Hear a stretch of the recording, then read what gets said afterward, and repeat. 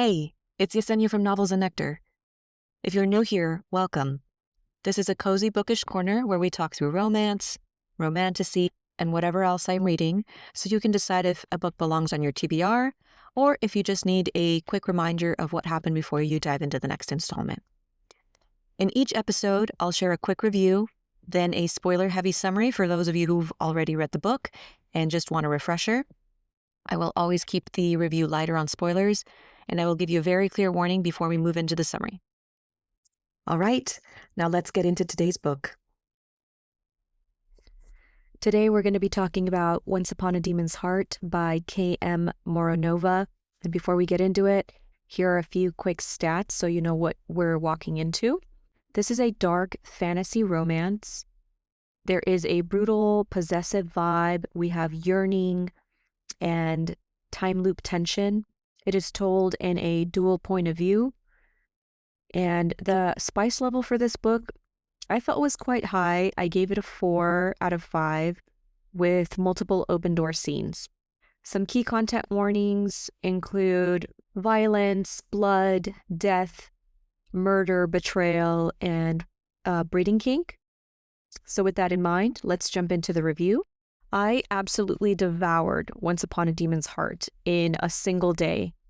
I found it from an Instagram post that I saw the cover of, and then I realized that the author had done the art herself, and it immediately bumped it up to the top of my TBR. This is a dark romantasy, so please be sure to check trigger warnings before you dive in.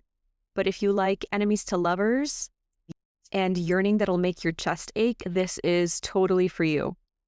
So in this world, we have demigods and demons, and they've been going back and forth with this bloodshed for years. And our main female character has been unalived by our main male character many times over until this time.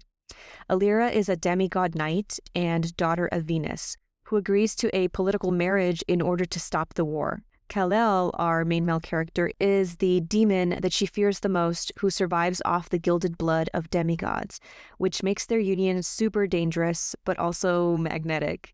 The story is dual point of view, book 1 of a duet. The chemistry between Alira and Kal-El is pure fire. Kal-El tries to hate Alira, but her soft and stubborn bravery keeps slicing through his inner armor. And he can't seem to help it, and secretly he cares for her even though he really doesn't want to. And the scenes with her gilded blood, the yearning levels are high. The push and pull between these two is delicious, and the private moments between them toe the line between brutal and tender in a way that I wasn't really sure would work, but it absolutely does. This was my first book from this author, and I very much enjoyed it. It felt very easy to fall into, with good lore, but not crazy world building or any crazy info dumping. It gave me the Lies of Lena readability vibes, plus a touch of Feathers So Vicious energy, but a little softer than that book, if that makes sense. I would recommend this book to those who are looking for a demon main male character who drinks blood and has a breeding kink, combined with a time loop premise and arranged marriage trope. This book is quite spicy, so if all of that sounds like it fits, then jump on in and let me know what you think. And I cannot wait for book 2 because that ending left me so desperate for answers. All right, so from here on out, we're going to be going into the full spoilers. I'm going to be walking through a detailed summary of Once Upon a Demon's Heart. So if you have not read it yet and you want to go in blind, this is your cue to pause here and come back later. For those of you who have already read it and want a refresher, or if you're okay with spoilers, let's get into it. Alira has spent months trapped in a time loop, forced to relive the week before her death at the hands of the Blood Knight. After over 20 deaths, she's desperate to break the cycle. One loop, she decides to try something different. She flees her home of Faltrune and runs into a demon named Kal-El in the Falrum Forest. Kal-El, who claims to be an apothecary, is kind to her and offers her advice on changing her fate.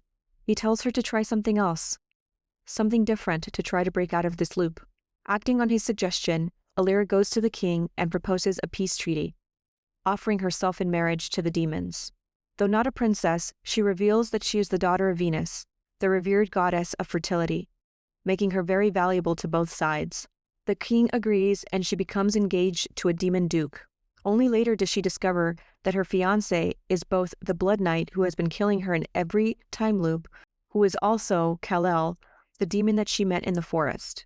Kal-El is a devourer who feeds on the gilded blood of demigods, which makes their union incredibly dangerous. He appears regretful about what Alira will endure, but he's bound to his duty. Before they leave, the king gives Alira a protective necklace and instructs her to always keep it on. As they journey to the demon stronghold, Kal-El tells Alira that she must complete the sacred oath to bind her life to his. The oath ensures that if she dies, nothing happens to him, but it makes her unable to hurt him. Their journey to Lornhelm Palace is tense. Kal-El starts to scent Alira so other demons won't kill her, but the process begins to trigger an unexpected heat. He's never experienced this before, but he has to relieve himself, and Alira agrees to help him because she feels worthless and wants to be useful. One afternoon, while Alira is near a cliffside, she's attacked by 4 of Kal-El's soldiers who don't agree with the peace treaty. They try to use their Devil Stone, a substance that burns demigod flesh and that can turn gods to ash, to damage her reproductive organs so that she cannot breed with Kal-El. Alira uses her inherited power to turn them into flowers, a gift from her mother that allows her to transform anyone whose soul essence has met hers. She learns that Kal-El was watching the whole time and didn't help her, which creates this tension between them. Back in her tent, Kal-El feels guilty and tries to heal her. During their journey, Alira meets Nikolai, an apprentice healer who's kind to her, along with Tessa, one of Kal-El's lieutenants. As they continue on, they enter a blood-stained forest where demigods had been murdered. They're attacked by direwolves, and Alira is caught between the wolf's jaw. But as she's dying, she prays to Kal-El, who then negotiates with the forest spirit, an enormous white direwolf, to let her live in exchange for the rest of the demigods. When Alira awakens, she learns what he's done, and she's furious.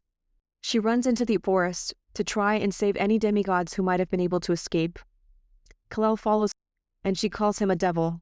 He gets so upset that he bites her wrist to cause her immense pain, because he doesn't want to identify as that, but he will become one if she sees him that way. He asks if she remembers something, but doesn't tell her what. She doesn't remember. When they return to camp, Alira realizes that Kal-El no longer feels cold to her, but she doesn't think much of it. Before they arrive at the Demon Kingdom, a wisp lures Alira away where she meets Mercury, the messenger of the gods. He's been sent by Jupiter to show her a vision of young Kal-El and promises her that if she marries the Duke, there will be no happily ever after for anyone. He tells her that Kal-El will kill her and all of the demigods. Despite this warning, Alira decides to stay with Kal-El. Kal-El ends up taking Alira to Thornhall, the site where she led the slaughter of his people and his mother years ago. He drains her of all her blood as revenge for what she did. When she wakes, they're being attacked by dragons. She learns that the dragons are there to see if she's safe and they will listen to her. Although she could potentially sway the war by having them help the demigods, she tells them not to harm the demons. Kal-El brings her to the palace, where she learns the truth. Kal-El was the young boy from all those years ago, the one that she saved. Alira and Kal-El get married, and she meets King Akil, who secretly wants to breed with her. But before the king can act, Kal-El takes Alira to the gardens and finally knots her. She realizes she's falling in love with him, and as she's sleeping, King Akil finds them, and we learn that he and Kal-El have been planning to betray the demigods all along. Meanwhile, Alira is living in a house that secretly feeds on the blood and corpses of her kind, still unaware of the full truth and Kal-El's role in his betrayal. The epilogue shifts to Pluto's point of view. We learn that Pluto is the god who granted Alira's wish to save Kal-El's life years ago when he was a boy. Kal-El remains unaware of this divine intervention. We also learn that Venus sent a wisp to Kal-El, showing him Alira all those years ago as well, which is why his vengeance has been placed on her all this time. Pluto hints that Alira broke the curse that he put on her, which is why Kal-El no longer feels cold to her touch. But she doesn't know this. Pluto's closing thoughts hint at the ongoing influence of the gods and their games, and the uncertain fate of both Alira and Kal-El, a demigod and a demon, who are undoubtedly in love despite the betrayal and secrets between them. All right, guys, thank you so much for hanging out with me today. If you want to dive deeper into the books I talk about here, you can head over to my blog at novelsandnectar.com with a K, where I share spicy chapter lists, similar book recommendations, song pairings, and discussion questions if you want to keep the conversation going. If you are part of a book club and want ready-to-use questions and guides all in one place, you can also join the Nectar Nook, my membership where I put everything together for you in one cute, cozy space. And if you want to keep up with new episodes and new reads, be sure to hit the subscribe button and join my newsletter so you never miss a bookish update. Thanks again for listening, and I will see you in the next one.